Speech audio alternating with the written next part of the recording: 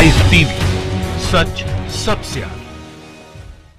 नमस्कार, आप देख रहे हैं द लाइव टीवी। आपके साथ मैं हूं भुवन शर्मा। बड़ी खबर यह है कि अर्नब गोस्वामी का गुर्गा, जी हां गुर्गा यानी प्रदीप भंडारी, अरेस्ट कर लिया गया है। ये वही प्रदीप भंडारी है जो मुंबई की सड़कों पर उछल कूद कर मदारी रिपोर्टिंग से फेमस हो चुका है।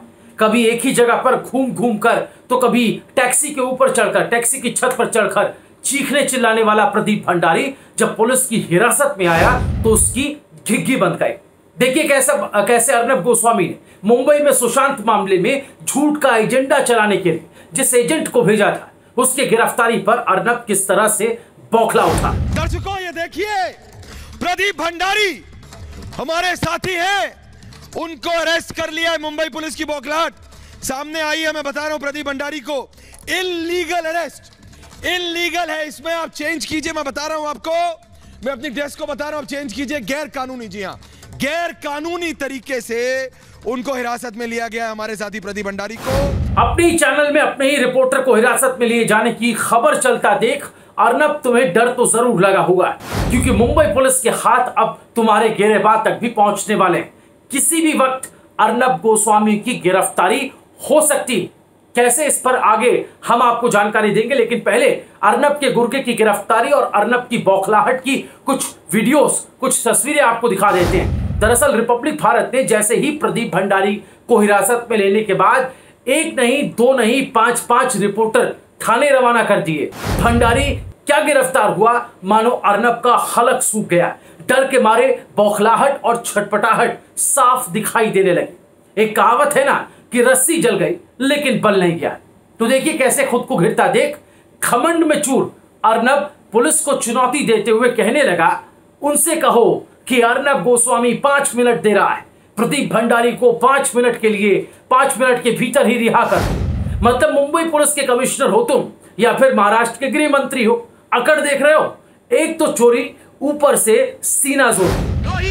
देखिए अर्नब न्यूज रूम से कैसे चिल्लाने लगा, मैं प्रदीप भंडारी को देखना चाहता हूं, वो कहां पर है, मैं जानना चाहता हूं, देश जानना चाहता है, आप बताइए हमें, मनमानी करो, अरेस्ट करो हमें, नहीं छोड़ेंगे इनको। किस धारा के तहत अंदर रखा है, कैमरा अंदर ले जाओ।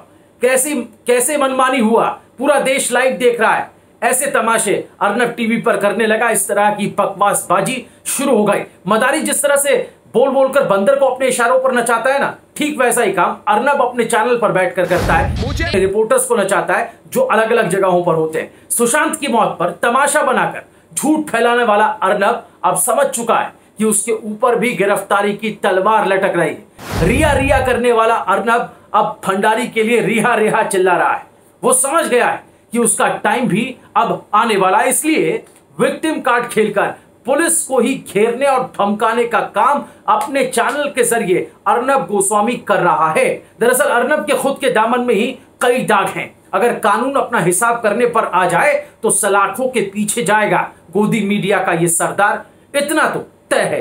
क्योंकि अतीत में जिस तरह से इसके चैनल के निर्माण में एक व्यक्ति की मौत का मामला भी है, जिसको लेकर महाराष्ट्र के गृह मंत्री भी इसकी फाइल खोलकर इसकी जांच करने की बात कह चुके हैं। यह मामला ठंडे बस्ते में डालने की पूरी कोशिश जो है की गई है, लेकिन अब जब झूठ और प्रोपेगेंडा फैलाकर दूसरों की नाक में दम कर दिया है तो जाहिर है इसके पापों के गड़े मुर्दे भी उखाड़े जाएंगे। फर्जी टीआरपी से लेकर सुशांत की मौत पर झूठ फैलाना हो या फिर बिना किसी ठोस सबूत के किसी की भी इमेज के साथ खिलवाड़ करना, इन सब में माहिर अर्नब अब ज्यादा दिनों तक ये खेल नहीं पाएगा।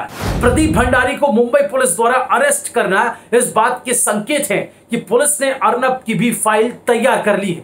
अभी कुछ दिनों पहले मुंबई पुलिस ने अर्नब को शो कॉज नोटिस जारी किया था। अपने चैनल पर समुदायों के बीच नफरत पैदा करने वाले कंटेंट दिखाने को लेकर अब अर्नब को भारी कीमत तो चुकानी ही होगी, साथ ही सजा के लिए भी तैयार रहना पड़ेगा।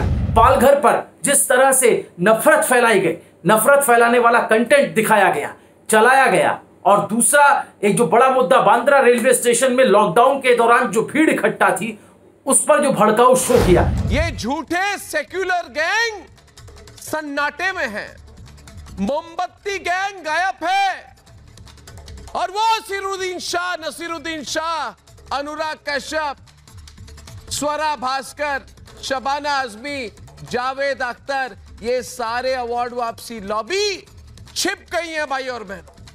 जब हम लोग सच्चाई तलाश कर रहे थे तब महाराष्ट्र सरकार सच पर पर्दा डाल रही थी। हम हत्या को, चश्मदीदों को तलाश रहे थे और महाराष्ट्र सरकार, उद्धव सरकार, सोनिया सरकार वहां पे घटना से जुड़े कासा पुलिस स्टेशन के पुलिस वालों को ट्रांसफर कर रही थी। या तो लॉकडाउन का पालन करें या फिर लॉकडाउन का उल्लंघन करें। यह नहीं कि सुबह बोले लॉकडाउन का पालन करिए और शाम को लॉकडाउन के उल्लंघन के लिए लोगों को भड़काइए।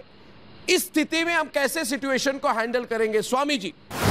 इसको लेकर लगातार एक तरफ पुलिस शिकंजा कस रही तो दूसरी तरफ अर्नब जो है सुशांत मामले को लेकर भी अब घिरते जा रहे हैं। और जो हरकतें सुशांत मामले पर की रिया चक्रवर्ती की इमेज को लेकर दिखाई गई, उसका हिसाब अब अर्नब गोस्वामी को देना होगा।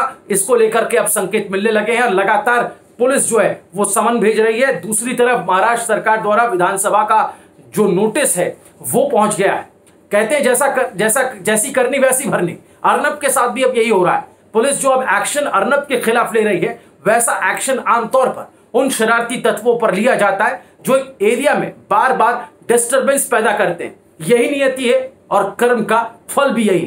कहते हैं जैसा बोओगे वैसा खाओगे। दूसरों को बदनाम कर उन्हें फंसाने के लिए बार बार अपने चैनल पर 302 चिल्लाने वाला अर्नब आज खुद कानून की धाराओं में फंस गया है। सीआरपीसी की धारा 107 और धारा 108 में ही उन्हें ये नोटिस जो कुछ दिनों पहले भेजा गया, राजद्रोही बातों को फैलाने वाले लोगों के ऊपर यह धारा लगती है। ध्यान दीजिए आप। मीडिया की हालत अर्नब जैसे गोदी पत्रकारों ने क्या कर दिया, इसका अंदाजा आप लगाइए कि पत्रकारों के व्यवहार, उनके बर्ताव को लेकर उनसे अब पुलिस बॉन्ड तक साइन कराएगी कि वो दोबारा ऐसा ना करें, ऐसी हरकत ना करें। अगर अर्नब ने 1 साल तक बॉन्ड की शर्तों को तोड़ा तो उन्हें 10 लाख रुपए का जुर्माना देना होगा, जेल भी हो सकती है। यह तो दूसरा मसला है। सुशांत की मौत मामले में, रिया चक्रवर्ती मामले में, झूठ फैलाने के मामले में और टीआरपी के फर्जीवाड़े में अपने फर्ज की आहुति देने वाले अर्नब गोस्वामी पर यह दोहरी मार है। शिकंजा अब लगातार कसता जा रहा है। कहते हैं अति का अंत होता है। समझिए कि अब वही वक्त है और वैसे भी गुर्गे के पकड़े जाने के बाद सरगना का ही नंबर आता है। क्या कहना चाहते हैं कमेंट में जरूर बताएं। द लाइव टीवी को सब्सक्राइब करना ना भूलें। लाइव टीवी, सच सबसे आगे।